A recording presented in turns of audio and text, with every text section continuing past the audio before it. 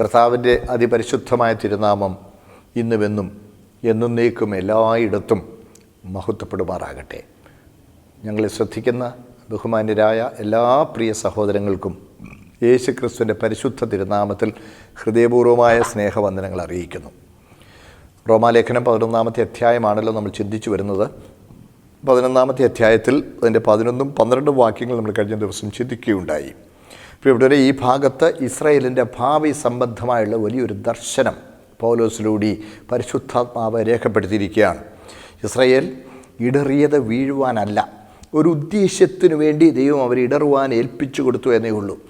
അവരുടെ ഹൃദയകാഠിന്യ നിമിത്തം, അവരുടെ മത്സര സ്വഭാവ നിമിത്തം, അവരുടെ മർക്കടമുഷ്ടി നിമിത്തം, അവരുടെ ഹൃദയകാഠിന്യ നിമിത്തം ദൈവം അവരെ ഇടറുവാൻ ഏൽപ്പിച്ചു കൊടുത്തു.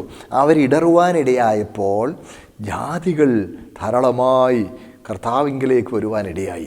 ജാതികൾ ധാരാളമായി കർത്താവിങ്കിലേക്ക് വരുവാനിടയായപ്പോൾ അവർക്ക് സ്പർദ്ധയുണ്ടായി, അവർക്ക് എരിവുണ്ടായി. അപ്പോൾ അവരും കർത്താവിൻ്റെ ആത്മരക്ഷയിലേക്ക്, കർത്താവ് ഒരുക്കിയിരിക്കുന്ന രക്ഷയിലേക്ക് വരുവാനിടയായി.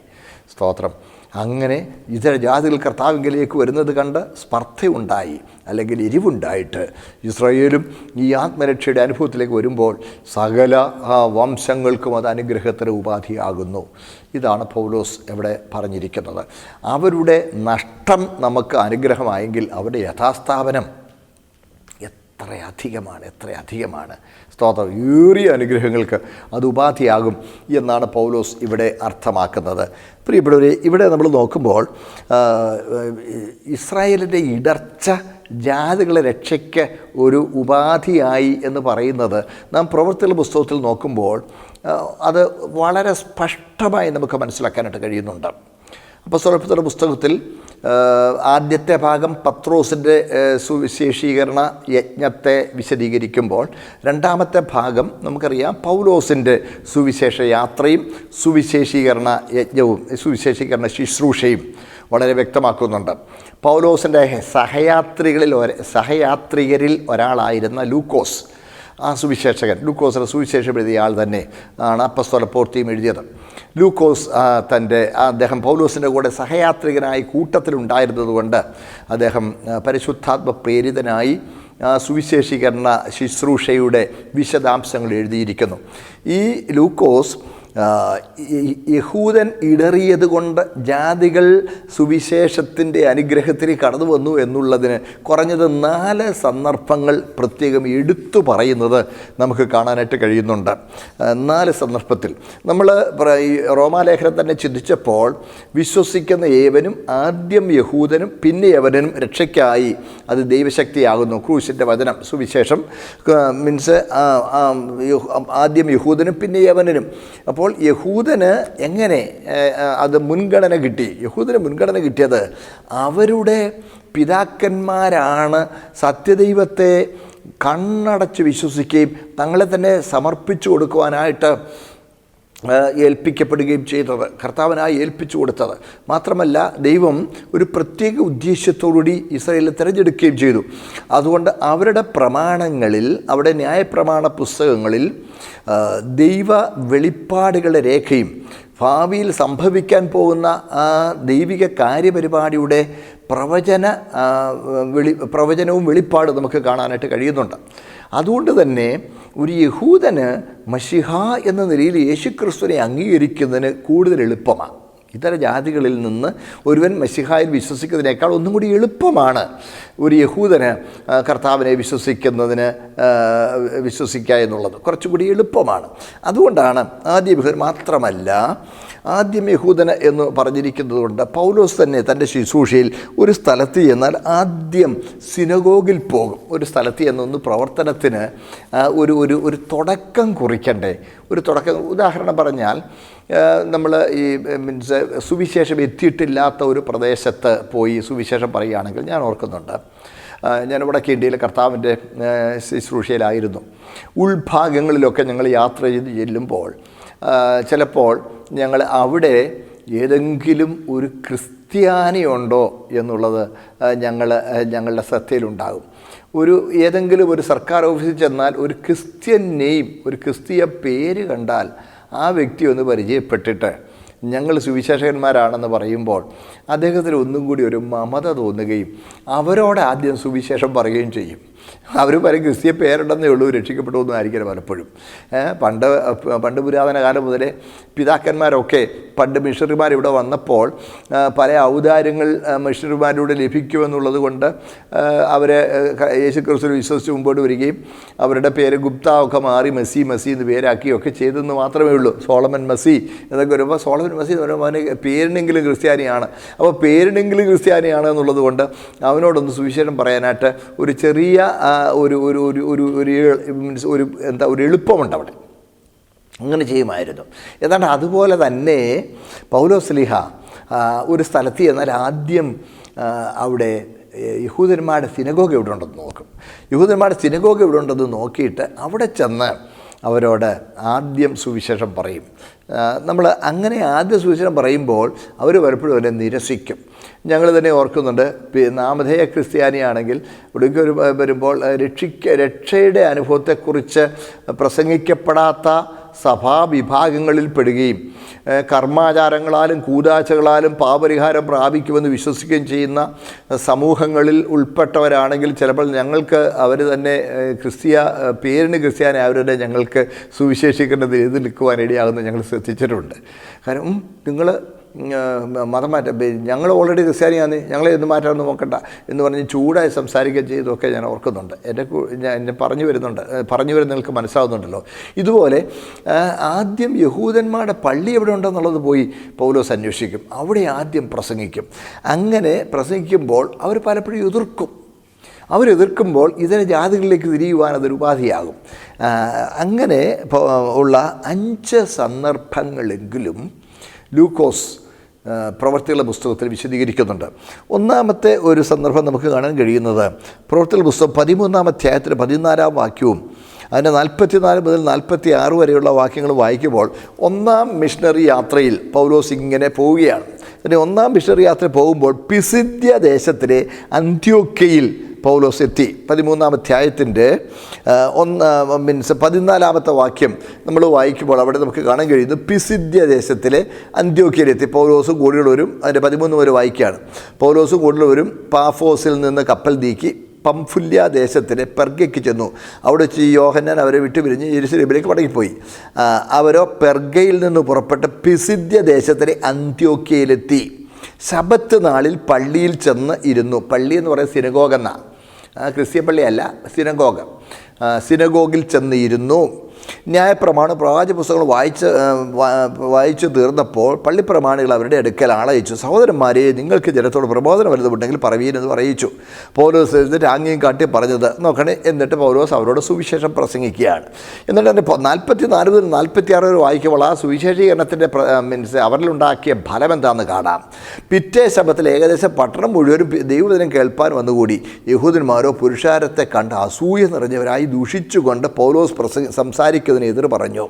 അപ്പോൾ പൗലോസും ബർന്നബാസും ധൈര്യം പൂണ്ടു. ദൈവവചനം ആദ്യം നിങ്ങളോട് പറയുന്നത് ആവശ്യമായിരുന്നു, എന്നാൽ നിങ്ങൾ അതിനെ തള്ളി നിങ്ങളെ തന്നെ നിത്യജീവൻ അയോഗ്യരെന്ന് വിധിച്ചു കളയുന്നതിനാൽ ഇതാ ഞങ്ങൾ ജാതികളിലേക്ക് തിരിയുന്നു.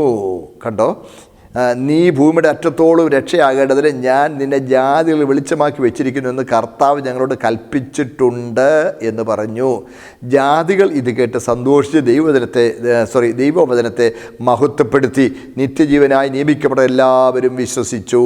കണ്ടോ, അപ്പോൾ യഹൂദന്മാർ അത് തള്ളിയപ്പോൾ ജാതികൾക്ക് ആ സുവിശേഷം ലഭിക്കുവാനും അംഗീകരിക്കുവാനും അതൊരവസരമായി.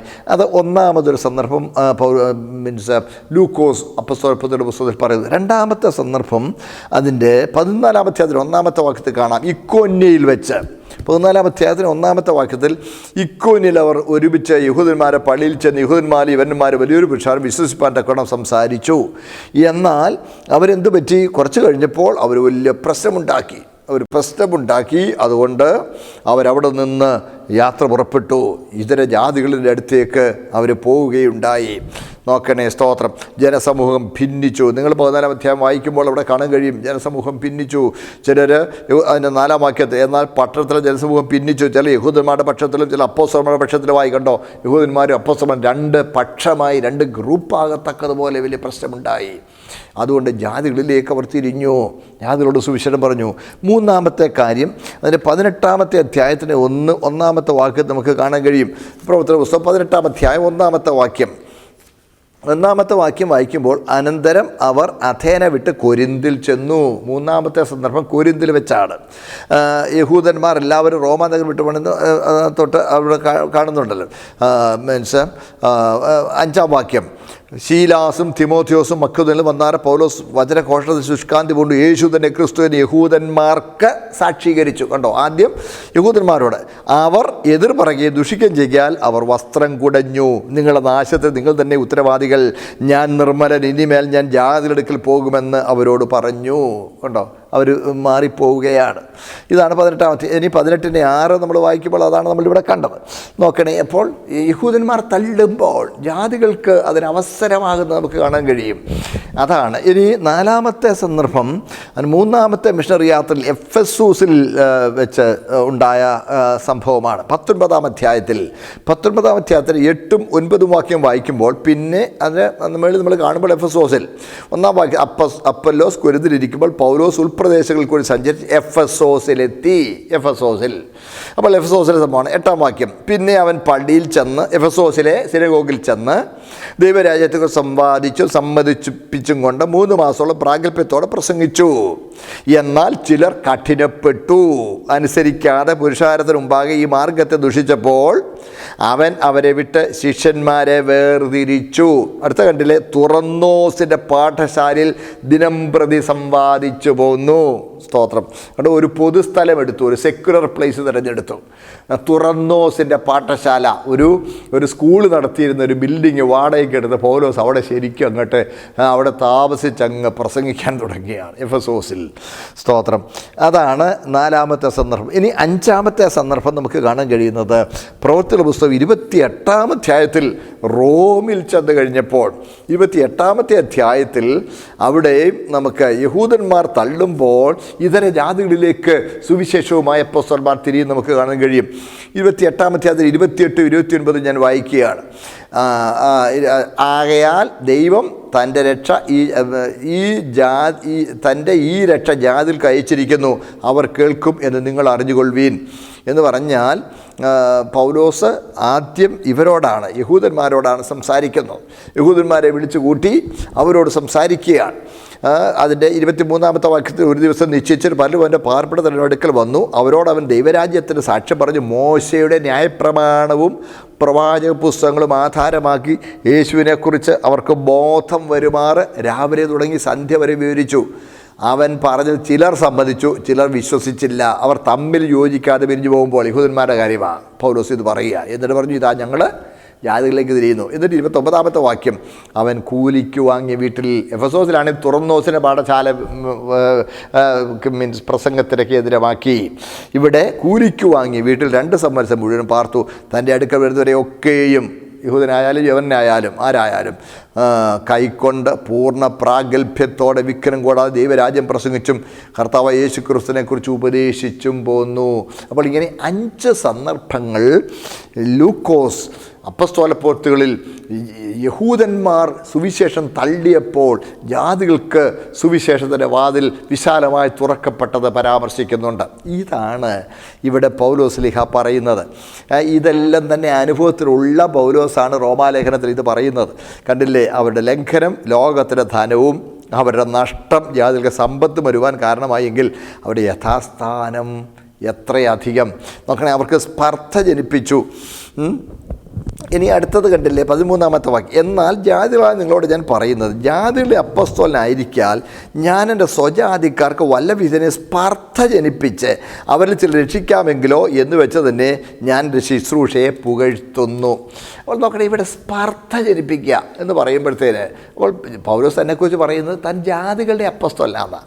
ശരിയാണ്. നമുക്കറിയാമല്ലോ, റോമാലേഖനം തുടങ്ങുമ്പോൾ തന്നെ പറയുമ്പോൾ ദൈവം തൻ്റെ പുത്രൻ നമ്മുടെ കർത്താവുമായ യേശുക്രിസ്തുവിനെക്കുറിച്ച് സകല പ്രവാചകന്മാർ മുഖാന്തരം മുൻകൂട്ടി വാഗ്ദത്തം ചെയ്ത സുവിശേഷത്തിനായി വേർതിരിച്ച് വിളിക്കപ്പെട്ട അപ്പോസ്തലനും യേശുക്രിസ്തുവിൻ്റെ ദാസനുമായ പൗലോസ്, സ്തോത്രം, റോമയിൽ ദൈവത്തിന് പ്രിയരും വിളിക്കപ്പെട്ട വിശുദ്ധന്മാരുമായവർക്ക് തന്നെ എഴുതുന്നത്.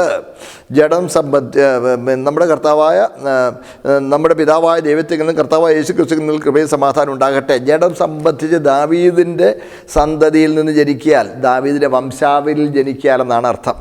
മരിച്ചിട്ട് ഉയർത്തി നിൽക്കിയാൽ വിശുദ്ധ ആത്മാവ് സംബന്ധിച്ച് ദൈവത്തിൻ്റെ ശക്തിയോടെ നിർണ്ണയിക്കപ്പെടുകയും ചെയ്തിരിക്കുന്നതിനാലല്ലോ ഞങ്ങൾ അവൻ്റെ നാമത്തിനായി സകല ജാതികളുടെയും ഇടയിൽ വിശ്വാസത്തിനനുസരണം വരുത്തേണ്ടവർ. അപ്പോൾ പൗലോസ് തുടങ്ങുന്നത് തന്നെ സകല ജാതികളുടെയും ഇടയിൽ വിശ്വാസത്തിനനുസരണം വരുത്തേണ്ടവരെന്നാണ്. താൻ ജാതിയിലെ അപ്പോസ്തലൻ എന്നുള്ളത് താൻ അഭിമാനത്തോടെ കാണുകയാണ്. സ്തോത്രം, അഭിമാനത്തോടെ കാണുകയാണ്. 16-ാമത്തെ നമ്മൾ വായിക്കുമ്പോൾ ജാതികളെന്ന വഴിപാട് പരിശുദ്ധാത്മാവിൽ വിശുദ്ധീകരിക്കപ്പെടും പ്രസാദകരമാകേണ്ടതിന്. അവിടെയാണ് ഇതാ കണ്ടില്ലേ, ജാതികളുടെ അപ്പോസ്തലനാണ് താനെന്ന് പൗലോസ് അഭിമാനത്തോടെ പറയുകയാണ്. ഞാൻ എൻ്റെ ശുശ്രൂഷയെ പുകഴ്ത്തുകയാണ്. എൻ്റെ ശുശ്രൂഷയെക്കുറിച്ച് ഞാൻ വളരെ I am talking highly of my ministry. What for? So that my people, Israelites, may somehow have some zeal for their own God and they come to the Lord. അവർക്കൊരു എന്തൂസിയാസം, അവർക്കൊരു സീൽ, അവർക്കൊരു എരിവ്, അവർക്കൊരു സ്പർദ്ധ ഉണ്ടായി. അവർ സുവിശേഷത്തിലേക്ക് വരുവാൻ ഇടയാകട്ടെ എന്നതുകൊണ്ടാണ് ഞാൻ എൻ്റെ ശുശ്രൂഷയെക്കുറിച്ച് ഇത്ര അഭിമാനത്തോടെ വളരെ പ്രശംസയായി തന്നെ പറയുന്നതെന്ന് പൗലോസ് ഇവിടെ പറയുകയാണ്. അപ്പോൾ ന്യായമായി ചോദിക്കാൻ, അപ്പോൾ സ്പർദ്ധ ജനിപ്പിക്കുക എന്ന് പറയുമ്പോൾ സ്പർദ്ധ എന്ന് പറയുന്നത് അതൊരു അസൂയല്ലേ, അതൊരു എരിവ് അല്ലേ, അത് തിന്മയല്ലേ എന്ന് ന്യായമായിട്ട് നമുക്ക് ചോദിക്കാൻ സാധ്യതയുണ്ട്. അപ്പോൾ സ്പർദ്ധ ജനിപ്പിക്കുക എന്ന് പറയുമ്പോൾ, എരിവ് വരുത്തുക എന്നൊക്കെ പറയുമ്പോൾ, തൊട്ട് വെളിയിൽ കണ്ടല്ലോ എരിവ് വരുത്തുക എന്നൊക്കെ പറയുമ്പോൾ അത് തിന്മയല്ലേ എന്ന് ചോദിക്കുവാൻ സാധ്യതയുണ്ട്. പ്രിയപ്പെട്ടവരെ, സ്പർദ്ധ അതിൽ തന്നെ തിന്മയല്ല, എരിവ് അതിൽ തന്നെ തിന്മയല്ല. നമുക്കറിയാമല്ലോ, ഒരു കാര്യം, ഒരു ഉത്സാഹം, വേറൊരുവന് ഒരു കാര്യമുണ്ട്. ജാതികൾ കർത്താവിൽ വിശ്വസിച്ച് ആത്മരക്ഷ പ്രാപിക്കുന്നു. ആത്മരക്ഷ പ്രാപിക്കും, അവർക്കത് പ്രാപിക്കാൻ കഴിയുമെങ്കിൽ എനിക്കെന്തുകൊണ്ടില്ല? അവർ പ്രാപിച്ചത് എനിക്കും വേണമെന്ന ആശയം വരുമ്പോൾ, അവർക്ക് ഇല്ലാതാക്കിയത് എനിക്ക് വേണമെന്ന് വരുമ്പോഴാണ് അത് തെറ്റാകുന്നത്. മനസ്സിലായല്ലോ? അനർഹനായ ഒരാളിന് മീൻസ് അത് ലഭിക്കണമെന്ന് അസൂയയും മാത്രമല്ല അതിൽ ഒരു തിന്മയുടെ ഭാവവും അവനെ തള്ളിയിട്ട് എനിക്ക് നേടണമെന്ന് ചിന്ത വരുമ്പോഴാണ് സ്പർദ്ധ തിന്മയാകുന്നത്. എന്നാൽ അവനുണ്ട്, ഇപ്പം നമുക്കറിയാമല്ലോ, ഒരു കുഞ്ഞ് നല്ല സമർത്ഥനായി പഠിക്കുമ്പോൾ ഒരു കൂട്ടുകാരൻ, ഏടാ അവൻ പഠിക്കുന്നു, എനിക്കും പഠിക്കണം, അവൻ നന്നായിട്ട് പഠിക്കുന്നെങ്കിൽ ഞാനും പഠിക്കട്ടെ. അപ്പോൾ അവൻ പഠിക്കുന്നു എന്നുള്ള തിരിച്ചറിവ് ഇവൻ പഠിക്കാൻ ഇവനൊരു ഉത്സാഹമുണ്ടാകുകയാണ്. അവനങ്ങനെ പഠിച്ചു, അവിടെ എനിക്ക് ഒക്കുമല്ലോ. നോക്കണേ, അത് തിന്മയല്ല. ഇവിടെ പറയുന്ന സ്പർദ്ധയും എരിവും ഒന്നും തിന്മയല്ല. മറ്റൊരുവനുള്ളത് എനിക്കും വേണമെന്ന് പറയുമ്പോൾ, ആ ചിന്ത വരുമ്പോൾ, അവന് അത് നിഷേധിക്കപ്പെട്ടിട്ട് എനിക്ക് കിട്ടണമെന്ന് പറയുമ്പോഴാണ് തിന്മയാകുന്നത്. അവനതുണ്ടെന്നുള്ളത് അതിൽ ഞാൻ സന്തോഷിക്കുന്നു. എനിക്കും അത് നേടാൻ കഴിയുമെന്നുള്ളത്, അവനത് നേടിയെന്നുള്ളതിന് എനിക്കൊരു പ്രോത്സാഹനമാവുകയാണ്. അതാണ് പൗലോസ് ഇവിടെ അർത്ഥമാക്കുന്നത്. അല്ലാതെ തിന്മയുടെ ലവലേശം പോലും സ്പർദ്ധ എന്ന വാക്കുകൊണ്ട് ഉദ്ദേശിക്കപ്പെടുന്നില്ല. സ്തോത്രം. നോക്കണേ, എന്നാൽ ജാതികളായ നിങ്ങളോട് പൗലോസ് പറയുന്നത് തന്നെ റോമാക്കാർ ജാതികളാണ്, ഇതര ജാതികളായ ആളുകളാണ്. റോമയിലെ സഭയിൽ അംഗങ്ങളായിരിക്കുന്നതിൽ ബഹുഭൂരിപക്ഷവും ഇതര ജാതികളിൽപ്പെട്ടവരാണ്. യഹൂദന്മാരായ ആളുകളും ഉണ്ടായിരിക്കും, പക്ഷേ ഭൂരിപക്ഷവും ഇതര ജാതികളിൽ നിന്ന് കർത്താവിനെ സ്വീകരിച്ച് വന്നവരായതുകൊണ്ട് ജാതികളുടെ അപ്പസ്തോലൻ എന്ന ആ പദവി പൗലോസ് താൻ തന്നെ ദൈവം അവന് കൊടുത്തതാണ്.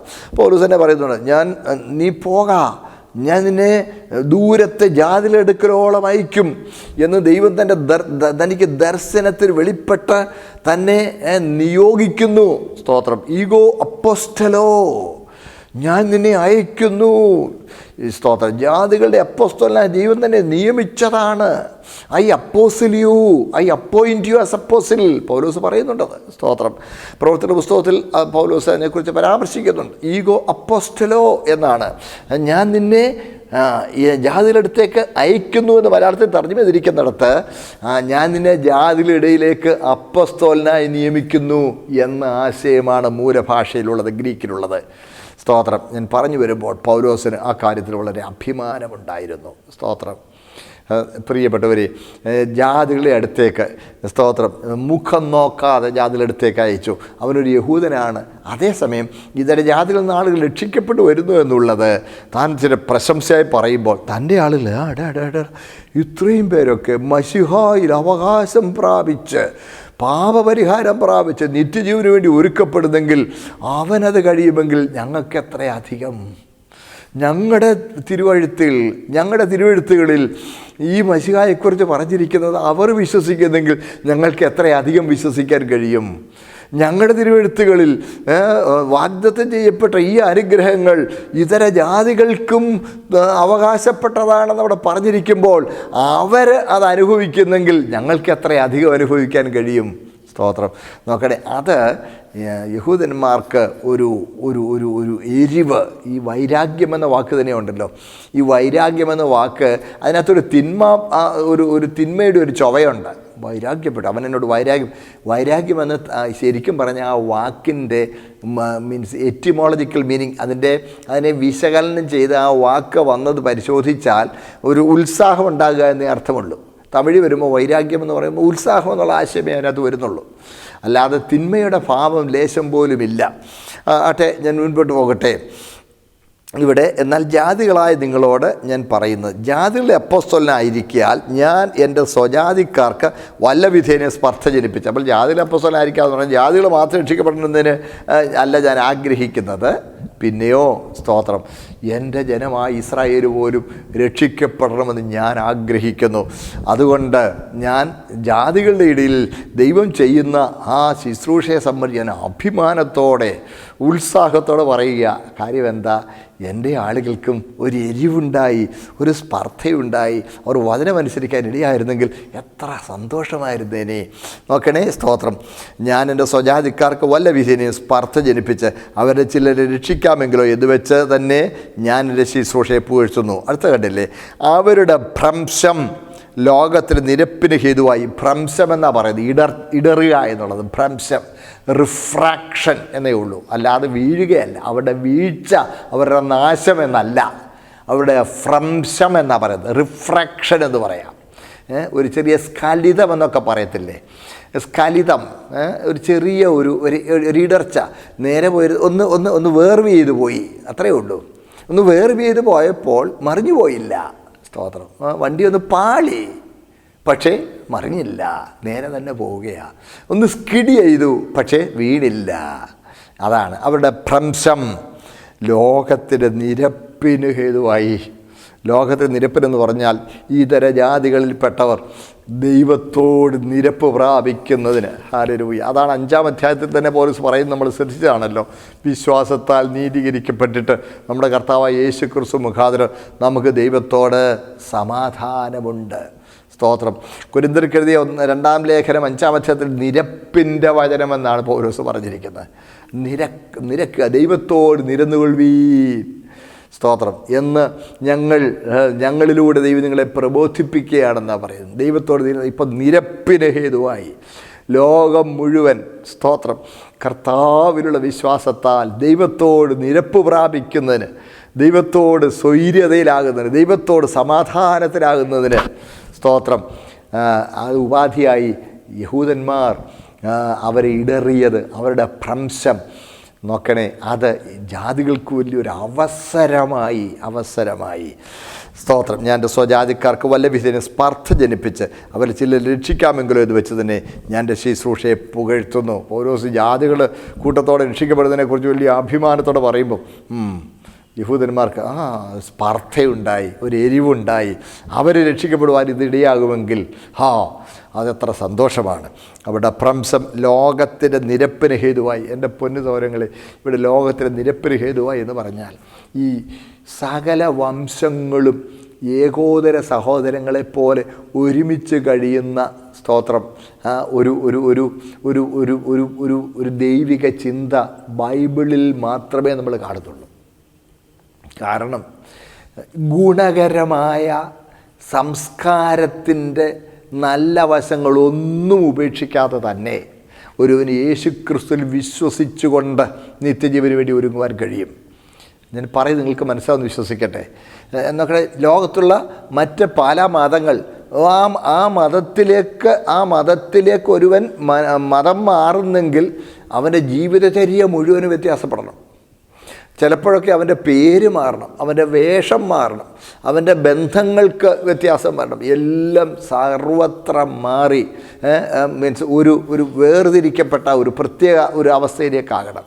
എന്നാൽ ദൈവവചനത്തിന് വിരുദ്ധമല്ലാത്ത എല്ലാ നല്ല മൂല്യങ്ങളും നിലനിർത്തിക്കൊണ്ട് തന്നെ വലിയ ചടങ്ങുകളൊന്നുമില്ലാതെ ഒരുവന് കർത്താവിൽ വിശ്വസിച്ച് ആത്മരക്ഷ പ്രാപിക്കാൻ കഴിയും.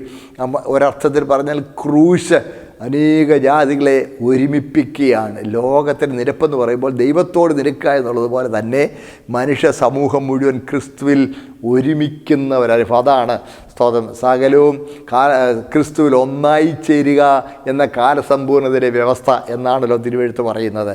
സ്തോത്രം. ഒന്ന് ഓർത്ത് നോക്കിക്കേ. യഹൂദനെന്നും യവനെന്നും വ്യത്യാസമില്ല, ഉന്നതനെന്നും അധമനെന്നും വ്യത്യാസമില്ല. സ്തോത്രം.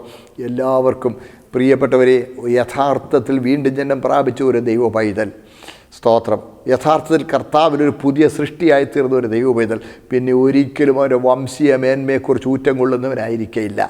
അതുകൊണ്ടാണ് ഞാനിവിടെ പറഞ്ഞത്, ജനസമൂഹങ്ങൾ ഒരുമിക്കുന്നതിന്, നിരപ്പിലാകുന്നതിന്, സ്നേഹബന്ധത്തിൽ കഴിയുന്നതിന് ഏറ്റവും നല്ല ആത്മീയ മൂല്യങ്ങൾ പകർന്നു തരുന്ന സ്തോത്രം പുസ്തകമാണ് വിശുദ്ധ ബൈബിൾ. അത് ലോകത്തിന് നിരപ്പിന്, ദൈവത്തോട് നിരക്കുക, മറ്റ് മനുഷ്യരോട് നിരക്കുന്നതിന് ഹേതുവായെങ്കിൽ അവിടെ അംഗീകരണം മരിച്ചവരുടെ ഉയിർപ്പെന്നല്ലാതെ എന്താകും?